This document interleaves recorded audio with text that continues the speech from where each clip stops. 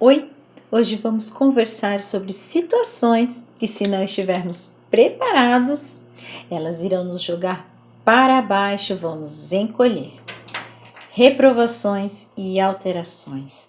Como usá-las como nossos aliados para nos fazerem crescer. Eu sou Cândice Galharini. Se esse papo te interessa, vem comigo.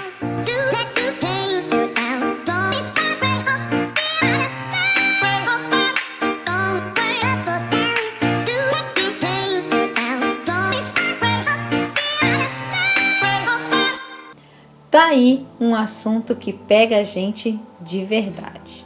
As reprovações e alterações mexem bastante com nossos sentimentos. E por mais que acreditamos estar acostumados com essa dinâmica, que faz parte do nosso trabalho, sempre que acontece a nossa primeira sensação é de um gostinho amargo, aquele putz. Quando entregamos um trabalho, tudo o que queremos é que o nosso cliente goste, aprove, bola para frente e que venha o próximo. Mas e quando isso não acontece? Quando não temos aquele resultado esperado? Como você lida com essa situação?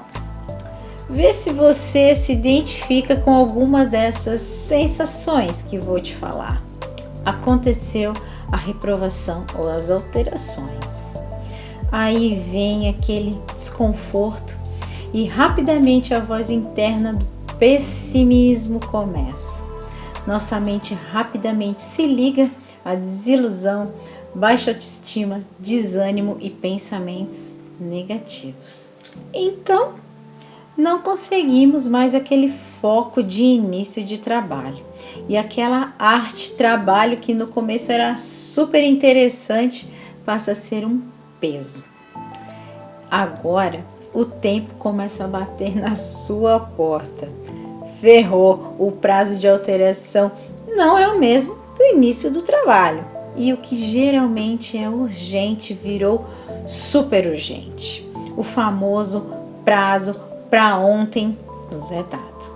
A ansiedade tomou conta, nos fez travar e cadê a criatividade? E como fazer um bom trabalho nesse estado? Quando comecei a trabalhar no têxtil, mantive um comportamento por muitos anos. As alterações me irritavam bastante, ficava bem contrariada. Muitas vezes pensava, que alteração, nada a ver, isso aqui não vai mudar nada. Ou pensava antes mesmo de fazer a alteração, vai ficar horrível isso aqui. Minha primeira postura era de que a alteração não tinha que ser feita. E pronto. E o que eu já havia desenhado já estava bom e fim de conversa. Claro que a única coisa que eu podia fazer era reclamar para os meus amigos de trabalho, tentar pôr esse veneno para fora, mas trabalhando contratado não tem conversa, tem que fazer e mesmo contrariado. Apenas uma importante observação. Existe sim algumas alterações que não adiantam serem feitas. Vou dar um exemplo. Vamos desenhar um poá. E o cliente solicita que ele tenha uns 5 mm.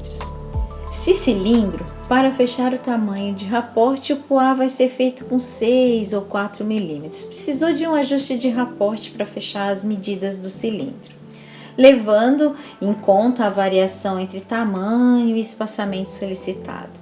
Se for digital, aí geralmente não tem o porquê não estar no tamanho solicitado. Mas vai que precisou de um ajuste de raporte também. Mas de qualquer forma, o caso é o seguinte, não está na medida exata solicitada, está numa medida aproximada. Solicitar essa alteração de pequenas variações de milímetros só faz com que o cliente perca tempo em seu desenvolvimento. Por quê? Quando essa estampa for para produção, esse tecido vai passar por muitos processos e esses processos vão alterar o desenho na base. Então, esses milímetros não vão estar cravados como quando desenhados. Essa base vai trabalhar e sim haverá alteração de tamanho na arte. podendo ficar um pouco maior, um pouco menor, enfim, vai ser aproximado. Então, o desenhista vai quebrar a cabeça, fazer um raporte com o tamanho e espaçamento solicitado. Pode ser que ele não consiga e a única coisa que vamos conseguir será perder um tempo precioso para o processo de desenvolvimento no todo. Vale sempre observar se as alterações solicitadas realmente farão diferença no resultado, se vai valer a pena o tempo que vai ser investido nessa alteração, porque terá influência no tempo do processo de produção de todo o artigo. Em alguma ponta do processo, esse tempo vai fazer falta. Converse com o seu cliente, o informe, o instrua, para que ele esteja ciente dessa situação. Voltando à minha linha de pensamento. Então, quando eu fazia as minhas alterações, estava com um certo destempero nas minhas emoções, que no fim das contas só atrapalhavam o meu processo. E aí, o que eu fiz?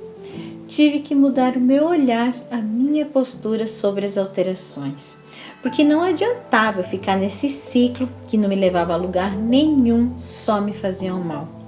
Comecei a tentar entender por que dessas alterações e comecei a ver que sim, em muitos casos a arte alterada ficava melhor que a original, levando em conta as considerações do olhar do cliente, o que ele realmente precisava. Então eu comecei a ganhar duas vezes. Primeiro, ficava feliz quando o cliente enfim aprovava a arte e segundo, eu sempre evoluía ao final do trabalho. Mais uma observação. Há muitos anos eu trabalho em empresas que prestam serviços. Hoje trabalho em uma estamparia. Pelas regras da empresa, não existe um número de alterações pré-estabelecido. Pode acontecer até de o cliente sair totalmente do briefing e testando até chegar a um resultado que ele goste. Mas se você for um designer independente, pode criar suas regras em relação às alterações. Por mais que se tenha experiência, as alterações sempre podem acontecer. Hoje em dia, no meu processo, é mais difícil acontecer grandes alterações. Geralmente são mais ajustes, colorações, mas independente da complexidade dessas alterações, procuro manter sempre a mesma postura. Esqueço por um momento o problema tempo, foco no que precisa ser feito. Nesse processo, tento realmente entender o cliente. Procuro pensar que, no mínimo, ele conhece o seu público e com certeza está levando em consideração e comparação outras artes que já devem ter tido um bom resultado nas vendas. Se a alteração for muito complexa e de cara eu percebo que o tempo não vai dar, já entro em contato com o cliente, converso com ele, explico os porquês e vamos ter que encontrar um senso comum. Com esse prazo que tenho, consigo fazer apenas isso. Para toda alteração, preciso de mais prazo e combinamos que tempo a mais será esse. Resolvido o problema tempo, vamos ao processo.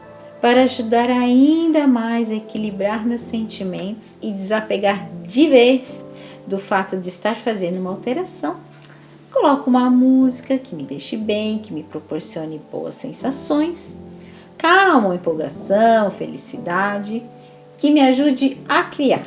E aí, cada um tem seu estilo. Meu irmão, por exemplo, escuta um rock pauleiro, uma gritaria, uma parada muito louca. Em um segundo eu já fico atordoada e as músicas que eu escuto, ele rapidamente reclama e já fala que tá dando sono. Então é isso, cada um na sua, escute o que te faz bem. O importante é você criar rituais que te tragam paz, equilíbrio e que favoreçam a sua criatividade. Se for preciso, dependendo do tipo de alteração a ser feita, faço novamente uma pesquisa sobre o tema a ser alterado. Mergulho nesse tema, observo ainda mais os detalhes, Pode ser formas, cores, tenta encontrar novos padrões. Aí, faço o trabalho. Finalizando o processo de alteração, vou além, observo a arte com um olhar crítico, mais apreciativo. Vejo se realmente ficou melhor, se faz sentido entre o que eu fiz e o que o cliente me pediu e tento ver o que eu aprendi nesse processo, quais foram as suas lições. Devemos aprender a lidar com as reprovações e alterações de tal modo que quando elas acontecerem, elas não nos abalem, não nos tirem do estado de bem-estar para não atrapalhar nosso processo criativo. Quer dizer que eu tenho que gostar de reprovações e alterações? Não, eu não gosto de reprovações e alterações. Quem é que gosta? Mas se elas acontecerem, eu tenho que de alguma forma fazer esse jogo virar a meu favor. Tenho que transformar essa experiência em algo que me faça crescer, que me transforme. Você também pode transformar isso em uma excelente oportunidade para conhecer melhor o seu cliente. Começar a mapear como ele pensa, como ele gosta das coisas, cores, formas, o que ele julga importante ter em uma arte, ou perceba se tem detalhes que você se dedicou um monte e ele sequer deu bola. Então, não perderemos mais tempo para desenvolver um novo trabalho fazendo algo que ele sequer se importou. Assim, vamos ter tempo para realmente se dedicar em coisas que ele se importa, com coisas que ele realmente enxergue valor. Eu aprendi a ver o lado positivo quando as alterações acontecem. Eu sempre sou forçada a melhorar. Eu vou ter que entender mais sobre um determinado assunto, tenho que testar mais, experimentar mais variações entre uma mesma arte. Pode ser variações de raporte, cores ou novos elementos. Isso faz com que eu encontre novas soluções, coisas que naturalmente eu não faria. E isso expande o meu repertório. E esse novo repertório sempre vai me acompanhar. Também sempre tenho que pensar em como melhorar o meu processo, já que o tempo vai estar limitado. Isso me força a estar sempre pensando em novas maneiras de trabalhar, sempre melhorando o meu tempo em determinados processos, fazendo com que me sobre mais tempo em coisas que eu realmente julgar mais relevantes. Essas melhoras sempre refletem nos meus próximos trabalhos. Se for alguma alteração sobre o processo manual, pode ser que eu tenha que aprender uma nova habilidade. Vou ter que entender, testar, talvez conhecer novos materiais para alcançar um novo resultado. No fim, todos esses novos conhecimentos e novas habilidades adquiridas que de primeiro momento foram forçadas vão me influenciar fortemente e elevar meu nível profissional. Essas alterações podem se tornar aliadas no seu processo evolutivo de trabalho, principalmente se você não tiver como hábito estar sempre experimentando novas técnicas e novas maneiras de trabalhar. Temos que mudar essa mentalidade negativa sobre as alterações para uma mentalidade positiva, fértil, desafiadora.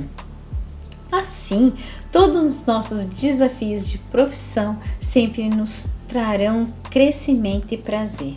E sim, as experiências e sensações serão mais doces. Se esse vídeo lhe gerou curiosidades ou dúvidas, deixe aqui nos comentários. Se você gostou e lhe foi útil, não esqueça de deixar seu like, se inscrever no canal. Até a próxima e boa prática!